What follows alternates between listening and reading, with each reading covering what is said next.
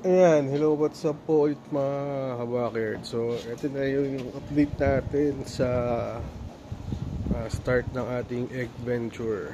Ayan. So, nakikita nyo ngayon, ayan, malinis na. Ayan. 5 taon ko rin pinakinabangan to nang nagcamping ako. Ayan. So, ngayon, ito na. May mga grills na kinabit na namin unti-unti. And dito rin, dito. Ayan, ito ginagawa ko.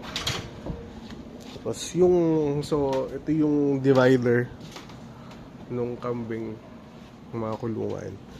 Ayan, yan yung ginawa kong grills. To. Ayan. And so, ayan. Tapos ngayon, repair namin yung mga pamakuan sa ilalim, papatibayin.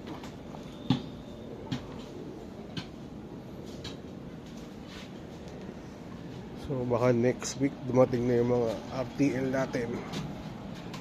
At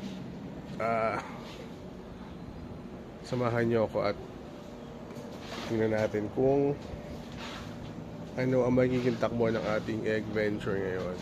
So ayan. So ang ginawa ko yun, alambre. Tapos yan, alambre ako dito. Ganyan yan. Ang purpose ko lang nito para yung mga ibon or mga manok na iba hindi makapasok. Ito, hindi ko alam kung babaklasin ko ba or ano. Pero babaklasin ko. So, tipid din kami.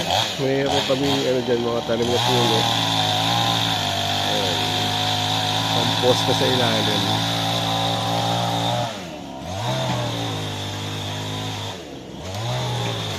So, most likely mga recycle lang yung ano mga inaano ko.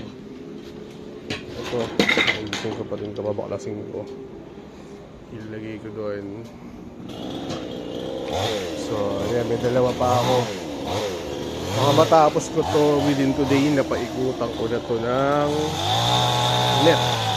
Saka baka tanggalin ko na nga itong ano. Tapos pagdating na lang ng tag-ulan or tingnan natin kung ibabalik ko ba yung mga lola na yan. So, sige, yun muna. At tatrabaho muna kami. Salamat.